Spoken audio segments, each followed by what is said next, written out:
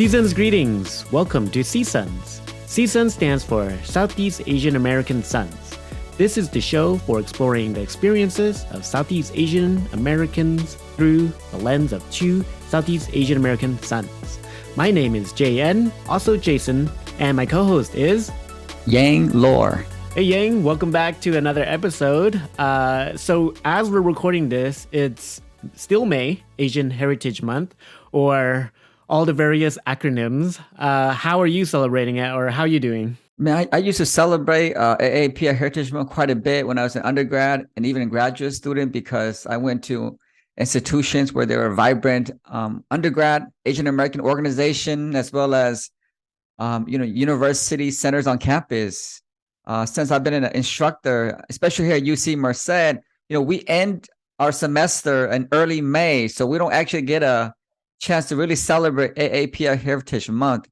So a little bit sad, but it's great to see a lot of people posting about it. It reminds me just to think about my identity as an Asian American, to really celebrate the achievements and really help promote the visibility of Asian American groups that are often underrepresented. And so it's great to see all the different things that are happening in our community to celebrate the diversity of Asian American communities. How about you? CamFest now is in May. They moved it ever since maybe 4 years ago. So it was great to actually see people again and go back to the fest.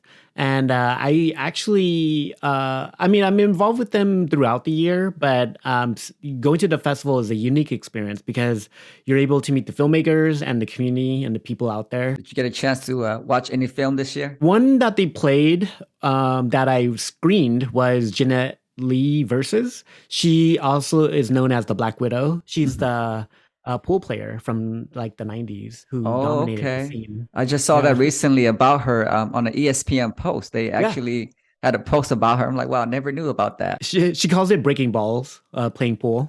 So that's like her joke. I had a magazine that I think they only published two editions called SAM, which stood for Successful Alpha Male, and it's kind of like the maxim for Asian American males. But she was on the cover of one of it, so I brought the cover and she autographed it.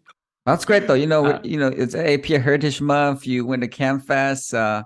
It's an event to celebrate Asian American films, and today we're going to be talking about a film about Southeast Asian American. So you want to introduce what the film is for today, and then we can discuss how it's relevant to the experiences of Southeast Asian Americans, especially, as refugees. A great segue. And speaking of Cam, this documentary we're about to review was produced by them. Back then it was called NATA, which was the National Asian American Telecommunication Association. But CAM is short for Center for Asian American Media. CAM produced a documentary back in 1995 called A.K.A. Don Bonus. It is a documentary following a Cambodian American in San Francisco. He documents his life, and before vlogging was a thing, this is something maybe relevant in that way. So it's produced by Spencer Nakasako. He was also credited as one of the directors, but the subject and filmmaker, who is Sokli Ni, who in the film is referred to as Don Bonus, hence the name. So throughout our conversation, we'll just refer to him as Don, as his preferred name. It's a film that really explores the refugee experience from a first-person perspective. And this is specifically located in San Francisco, California, and in specific areas of San Francisco. So it covers Galileo High School, a location called Sunnydale, the Tenderloin, and the Sunset. So I think we can just talk about some of our takeaways from the film. Yang, do you want to start with a point or what you got out of the film? Yeah, I'll start off by, this is, I've watched this film before, and it's a different set of emotions from when I first watched it. I remember as an undergrad, I was an undergrad at Stanford University, and there was a lot of there's the absence of Southeast Asian American visibility in my courses, but also like in films as well. And so I think A.K.A. Don Bonus was one of the first films that I watched that was about the Southeast Asian American experience, the refugee experience. And it reminded me a lot of my own experiences growing up in a high poverty area with where there's a lot of crimes as well. And so what I enjoy about the movie was just, so at that time when I first watched it, it was great because, when we're young, we're trying to find a sense of identity, who we are, trying to figure out who we are.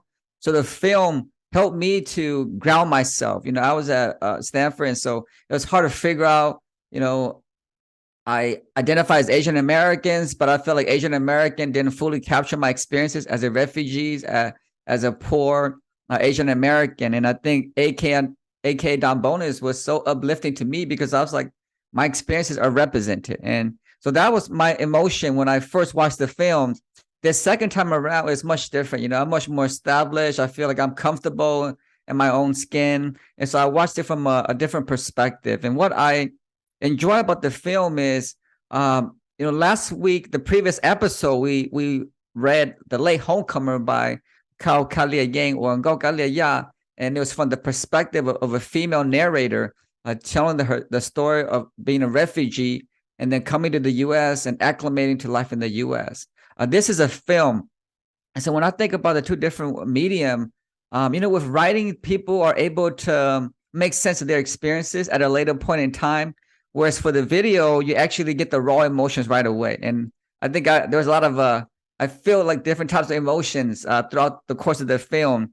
Of course, there's a lot of crime and violence. His family is subjected to violence from the neighbor. Their house was robbed.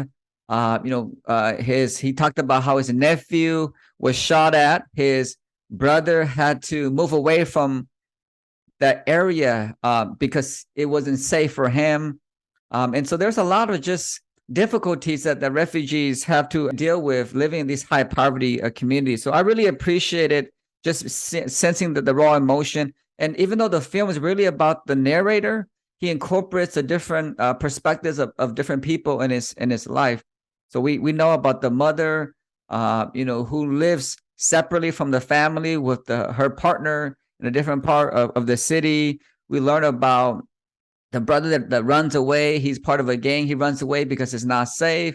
And then we also learn about another brother who's more successful, but who lives in a different part of the city and much more isolated. And so here you're beginning to see that these families are not monolithic. They're not all the same. They have their own identity. They have their own aspirations, and they deal differently with the different types of trauma that they face or with the different types of difficulties that they encounter in America. So I really like those different perspectives. And what I appreciated from the film was just also the resilience of the narrator. Don is facing so much. He has a broken family. He has to deal with so much crime. There's so many things to worry about. And in spite of all of this, he is still enjoying life as a high school student. So he's filming his high school experience. He's filming his prom experiences. And so in spite of all these difficulties, he's trying to live a normal life as a high school teenager. And I just can't imagine how I would deal with such difficulty. So I think for me, those things kind of stuck out to me as I was watching the film.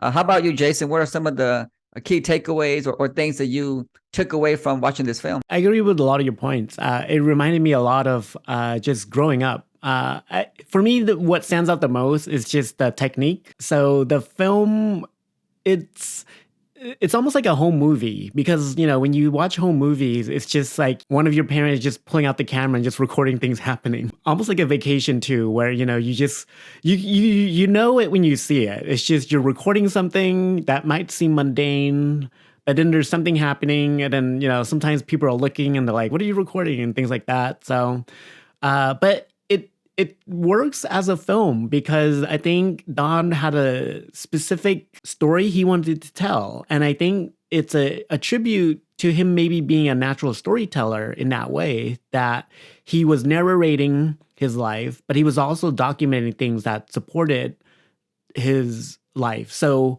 he showed us, along with telling us what was happening in his environment. So his home, he was recording at school. And mind you, this was back in the 90s. So it wasn't, what we think of as recording with our phone that fits into our pocket. This was actually a video camera that you have to mount on your shoulder and look through a viewfinder. So it's a very, laborious process if you're gonna just like pick up and start recording. Like you kind of have to be purposeful, but at the same time, you do want to be natural. You want to pick up things and not interfere or like call too much attention to yourself. And yeah, like I mentioned earlier, it predates reality TV and vlogging. It's almost like the two combined because it was broadcast on PBS. And I think my family knew about the film and I think we watched it together. I don't really remember, but it was one of the first films I felt that represented a Cambodian American perspective. In 1984, The Killing Fields came out, and that's a Hollywood story, and it is about Cambodians and Cambodian Americans, but it was more you could almost see it as a foreign film in a way because Cambodians portrayed in that film were seen more as people in the country and maybe a period piece because it was just a couple years after the genocide that was occurring in the country. So it's a different context. In this one, it's, I wouldn't say a spiritual sequel, but it's more of a Cambodian American's perspective made by Cambodian American as well. So that really positions the viewer in the narrator's story as it's being lived. It's not retrospective necessarily. It's more of, this is my life, let me show you and invite you into it. Different from social media now, but maybe predates it in that way. When your family and you watched the film, do you remember what kind of reaction they had towards this? Because I think for us as, young Southeast Asian American that are college educated, sometimes we receive these films differently. Whereas, our parents or community might think differently about it because for them, it's their daily lives. And I think for us as young professionals, or even at that time when I first watched it, I was a college student. I was away from my home community. And so the film was nice because it gave me a sense of home, like reminding me about my upbringing.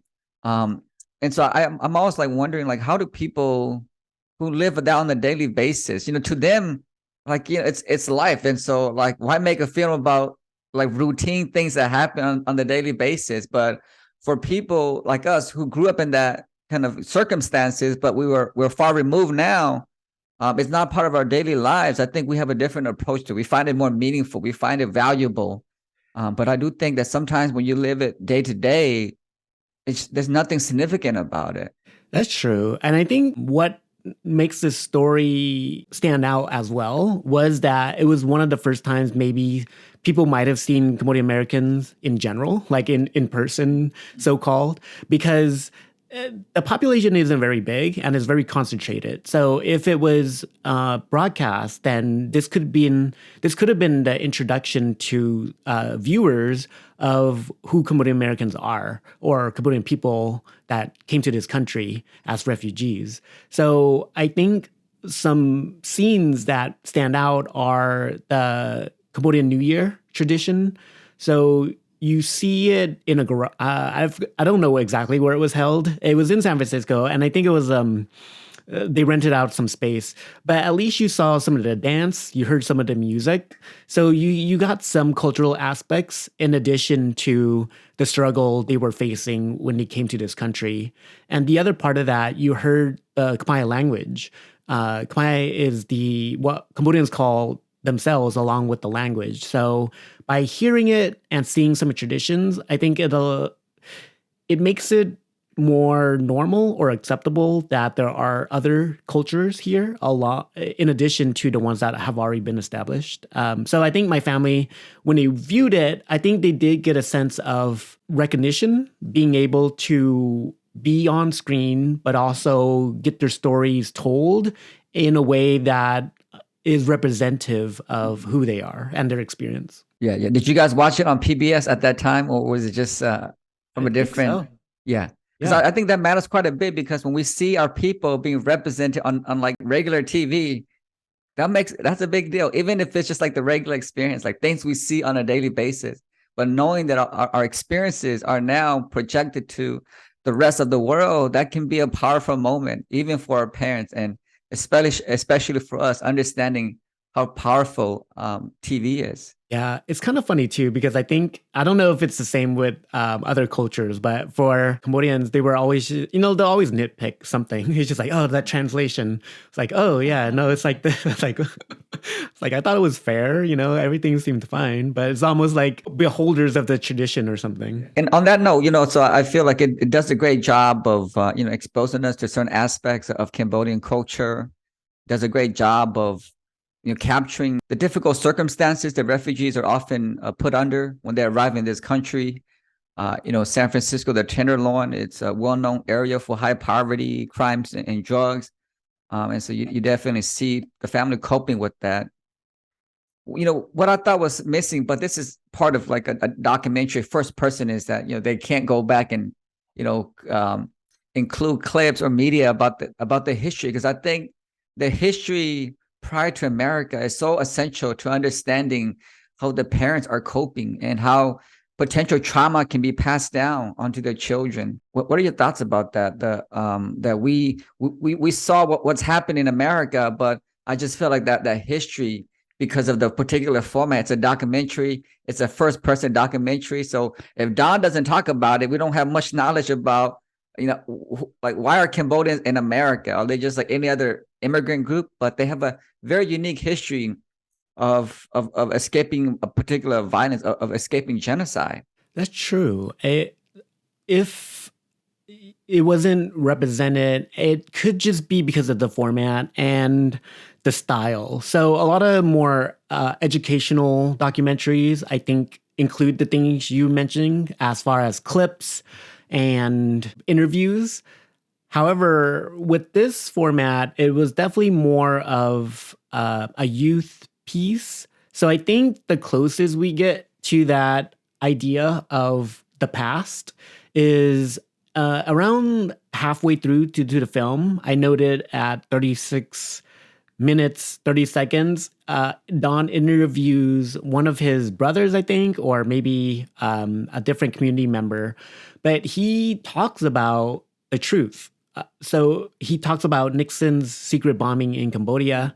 Mm-hmm. And he's not necessarily a very articulate person. When you watch it, you feel like he's saying something that has info in it, but he's not conveying it in a way that's very clear. Yeah, it doesn't seem as credible, but yeah. Yeah.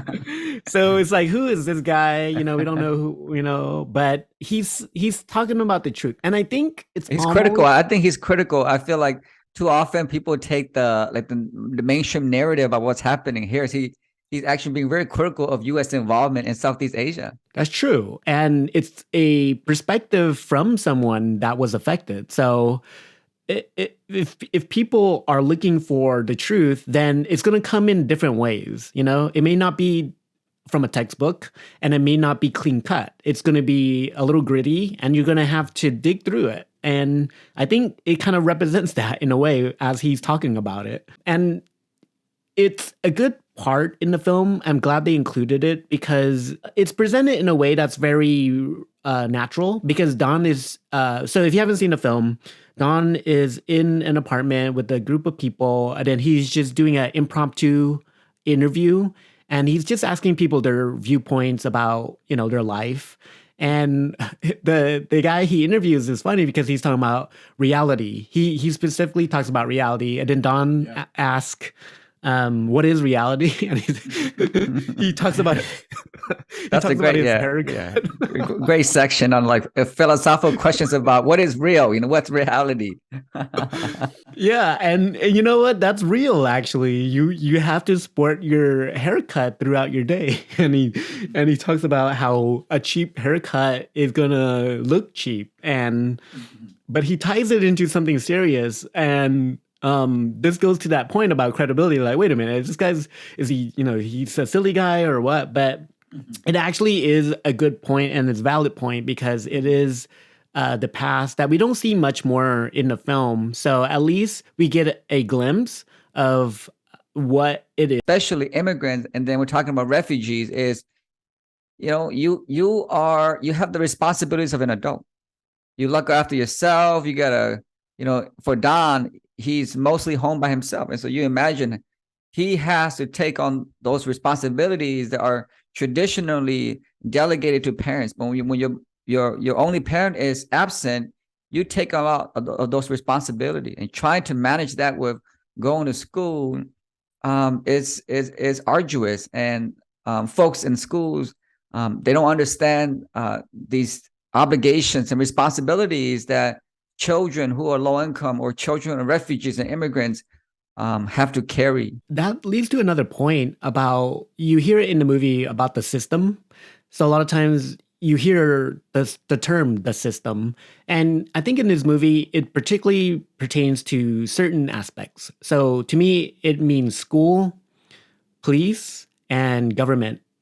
So with school and police, those are things that affect the poor community in different ways.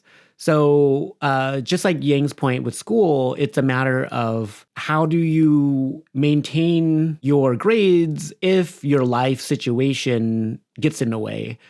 Also, with policing, that's another issue. We hear about it more now, but this was happening all the way in the past too, that they don't necessarily respond to low income communities or very quickly, as we saw in the movie. Another point is the government. So, as far as that goes, there could be many takes, but at least in this film, there was more of a positive because they talked about how they were in a poor community and they got robbed and they were being affected by it. Eventually, they had housing authority step in, and then they were offered Section 8 housing. Then that got them to upgrade their living standards by moving out of the poor community and into the sunset. So you saw their house, and it was a 2-story place with a backyard, and it looks like the proper house, something that people would aspire to, something that you would imagine a normal house would look like. So that was a positive then, that they were able to benefit from with government assistance or part of the system. So part of the system was like the poverty and the crime, but another part of the system was some assistance that they eventually got. Yeah, and I think that brings a good closure to the film, because all throughout the film, it's really about these different struggles, different encounters, crime, violence. And then there's an incident where the brother is arrested for attempted murder for apparently trying to defend himself at school. He brought a gun to school, shot at someone. I don't know if it hit that person or not, but he's arrested, put in juvenile hall, and I think he was sent outside of California for prison. And so, it's just like, sometimes life is, there's no like good ending in life. It just continues. But at least in this film, we recognize that despite all these difficulties, the family is able to move from that tiny apartment to a bigger apartment, eventually to a house where Don actually has own room and there's a backyard. Things we take for granted, as young professionals now, as a refugee, just being able to walk outside and not fear for your life are luxury items. Part of the film too that I think really just stands out, I think, and it also wraps it up, as the idea that he really wanted just simple things. Like throughout the movie, he just wanted a loving family and a safe home. So at least that kind of came together. Even though his brother was sent away, there was a moment where they reunited. And I think it led to a fun moment in the film. It was like an impromptu music video. It was like Peter Cetera, I think. But it was like, it was music playing in the background and then we're just singing along. And it was a nice moment in the film that brought the family together, even though they were still in the cramped apartment. And by the ending note, at least he was able to achieve part of what he wanted. So in some cases, happiness really is just the simple things in life. And we see it in the film. And you don't have to go through a struggle to appreciate these things, but a struggle does put these things in perspective. Especially immigrants, and then we're talking about refugees, is you have the responsibilities of an adult. You look after yourself. You gotta, for Don, he's mostly home by himself, and so you imagine he has to take on those responsibilities that are traditionally delegated to parents. But when your only parent is absent, you take a lot of those responsibilities, and trying to manage that with going to school is arduous. And folks in schools, they don't understand these obligations and responsibilities that children who are low income or children of refugees and immigrants have to carry. That leads to another point about you hear it in the movie about the system. So a lot of times you hear the term the system. And I think in this movie, it particularly pertains to certain aspects. So to me, it means school, police, and government. So with school and police, those are things that affect the poor community in different ways. So just like Yang's point with school, it's a matter of how do you maintain your grades if your life situation gets in the way. Also with policing, that's another issue. We hear about it more now, but this was happening all the way in the past too, that they don't necessarily respond to low income communities or very quickly, as we saw in the movie. Another point is the government. So as far as that goes, there could be many takes, but at least in this film, there was more of a positive because they talked about how they were in a poor community and they got robbed and they were being affected by it. Eventually, they had housing authority step in, and then they were offered Section 8 housing. Then that got them to upgrade their living standards by moving out of the poor community and into the sunset. So you saw their house, and it was a 2-story place with a backyard, and it looks like the proper house, something that people would aspire to, something that you would imagine a normal house would look like. So that was a positive then, that they were able to benefit from with government assistance or part of the system. So part of the system was like the poverty and the crime, but another part of the system was some assistance that they eventually got. Yeah, and I think that brings a good closure to the film, because all throughout the film, it's really about these different struggles, different encounters, crime, violence. And then there's an incident where the brother is arrested for attempted murder for apparently trying to defend himself at school. He brought a gun to school, shot at someone. I don't know if it hit that person or not, but he's arrested, put in juvenile hall, and I think he was sent outside of California for prison. And so, it's just like, sometimes life is, there's no like good ending in life. It just continues. But at least in this film, we recognize that despite all these difficulties, the family is able to move from that tiny apartment to a bigger apartment, eventually to a house where Don actually has own room and there's a backyard. Things we take for granted, as young professionals now, as a refugee, just being able to walk outside and not fear for your life are luxury items. Part of the film too that I think really just stands out, I think, and it also wraps it up, as the idea that he really wanted just simple things. Like throughout the movie, he just wanted a loving family and a safe home. So at least that kind of came together. Even though his brother was sent away, there was a moment where they reunited. And I think it led to a fun moment in the film. It was like an impromptu music video. It was like Peter Cetera, I think. But it was like, it was music playing in the background and then we're just singing along. And it was a nice moment in the film that brought the family together, even though they were still in the cramped apartment.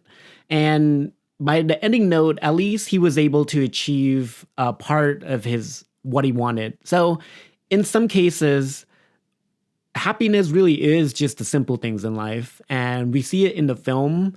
And you don't have to go through a struggle to appreciate these things, but a struggle does put these things in perspective. Yeah, and I think it's great to watch films like this, because as young professional, we get so caught up in our work. It's always about chasing the next step. You reach one milestone, and it's like there's something else you want to accomplish, and so you fail to appreciate the things you have that weren't previously available. And so I think this film just reminds us so much of how far we've come, and to really be grateful for that, to be appreciative of that, and yeah, it makes me, force me to think more about what can I do, kind of to give back to other communities that might be going through a similar situation as well. Because just because Southeast Asians are more established now, doesn't mean that we no longer have any refugees or immigrants. That's right. It's a matter of the lived experience, but also reciprocity or just human kindness, being able to recognize suffering in others and being kind-hearted towards each other.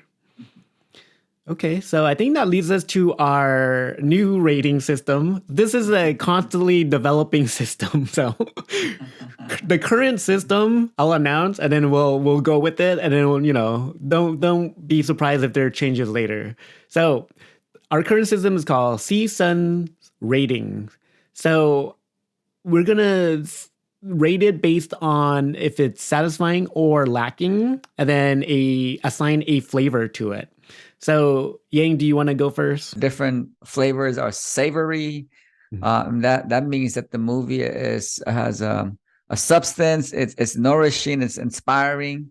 And then if we label it sweet, it's a fun, lighthearted, humorous text or movie.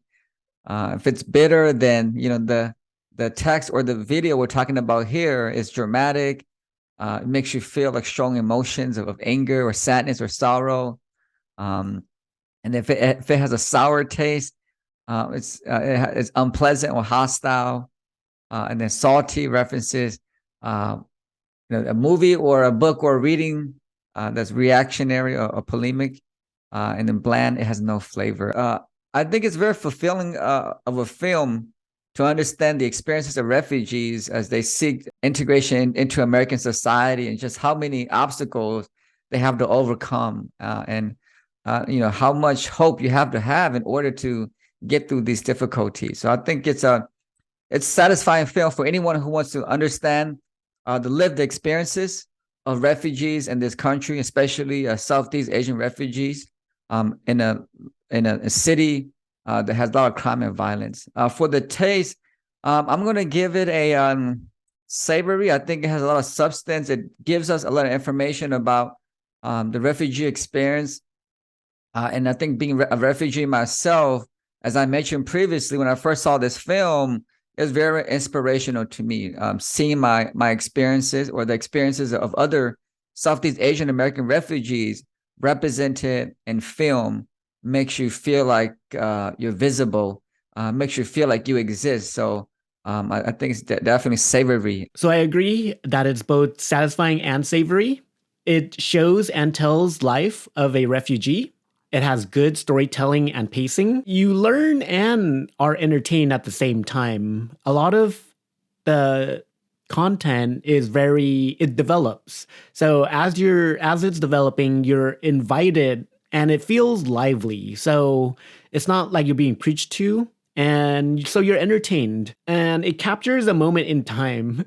So it looks the way it feels in its full VHS glory. So when I think of the past, it kind of looks like this video. There's still VHS tapes at my home, at my parents' home, that would look probably just like this. It's just not edited. So it'll be 8 hours of SVHS content, probably flickering on the screen, that you need an older monitor for, because it just wouldn't look great on HD or anything like that. So it's a little bit gritty. It's very authentic and sincere. It's a little bit raw. So if you like your savory a little bit raw, then it's there.